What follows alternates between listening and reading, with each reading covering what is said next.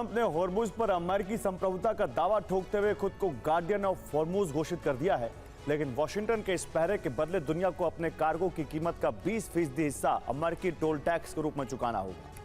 Trump की इस रंगदारी और खुली वसूली के ऐलान ने अभी वैश्विक बाजार को हिलाया ही था कि ईरान ने इसे अपनी रेड लाइन बताते हुए सीधे युद्ध की चेतावनी दे दी और ट्रंप रंगदारी की मांग करने के बाद भी हॉर्मुज से गुजर रहे तेल टैंकरों की सुरक्षा नहीं कर पाए।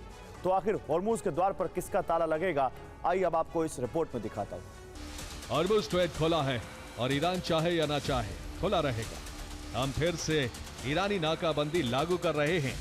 इसका अर्थ यह है कि केवल ईरान के जहाजों या ईरान के ग्राहकों को आने जाने से रोका जाएगा। बाकी सभी देशों के जहाजों के लिए हॉर्मुज स्ट्रेट खुला रहेगा। आज से अमेरिका को हॉर्मुज स्ट्रेट का गार्डियन कहा जाएगा, लेकिन इस सुरक्षा व्यवस्था की लागत की भरपाई के लिए वहां से गुजरने वाले हर एक कार्गो पर 20% शुल्क लिया जाएगा।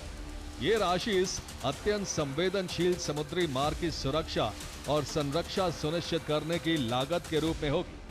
डोनाल्ड ट्रंप के इस नए प्लान के मुताबिक अब हॉर्मुज स्ट्रेट से गुजरने वाले हर एक वाणिज्यिक जहाज को सुरक्षा शुल्क के तौर पर अपने कुल कार्गो यानी माल की कीमत का 20% हिस्सा अमेरिकी टोल टैक्स के रूप में चुकाना होगा। तो हॉर्मुज से गुजरने वाले दुनिया के सबसे अहम तेल रूट पर अमेरिका और ईरान दोनों ने अपने अपने ताले लगा दिए।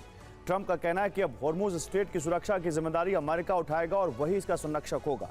दूसरी तरफ ईरान ने साफ कर दिया कि हॉर्मुज पर किसी भी विदेशी दखल को स्वीकार नहीं किया जाएगा। अमेरिका ने ईरानी जहाजों और ईरान से जुड़े कार्गो पर फिर से समुद्री नाकाबंदी लागू कर दी है। इसके बाद ईरान ने जवाबी कार्रवाई करते हुए 2 यूएई तेल टैंकरों को निशाना बनाया और अपने नियंत्रण का साफ संदेश दे दिया। ट्रंप चाहते हैं कि हॉर्मुज से गुजरने वाले हर कार्गो पर सुरक्षा के नाम पर 20% शुल्क लिया जाए। ईरान का कहना है कि अगर कोई शुल्क लगेगा तो उसका फैसला अमेरिका नहीं बल्कि ईरान करेगा। हर कार्गो पर 20% शुल्क लागू हुआ तो हर गुजरते जहाज की लागत तुरंत बढ़ जाएगी, तेल ढुलाई की लागत बढ़ेगी, तो शिपिंग कंपनियों को ज्यादा भुगतान करना होगा और इसका असर पूरी सप्लाई चेन पर पड़ेगा। युद्ध के खतरे और अतिरिक्त शुल्क से समुद्री बीमा भी महंगा हो जाएगा। ढुलाई और बीमा में महंगा होने का सीधा असर वैश्विक कच्चे तेल की कीमतों पर पड़ेगा और वैश्विक व्यापार पर बुरा असर पड़ेगा। कि किसी अंतर्राष्ट्रीय समुद्री मार्ग पर टोल या शुल्क वसूलना ना तो व्यावहारिक है और ना ही संभव।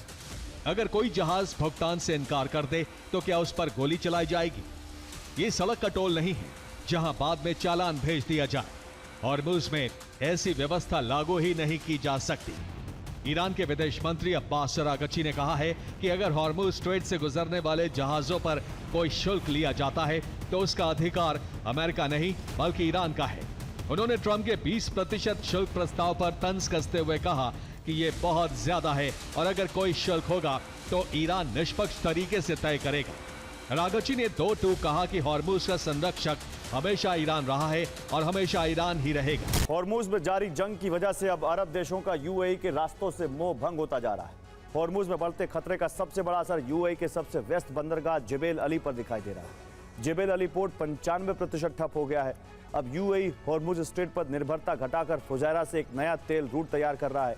योजना है कि अगले 18 महीनों में फुजैरा को एक नए ऊर्जा और कार्गो हब के रूप में विकसित कर दिया जाए।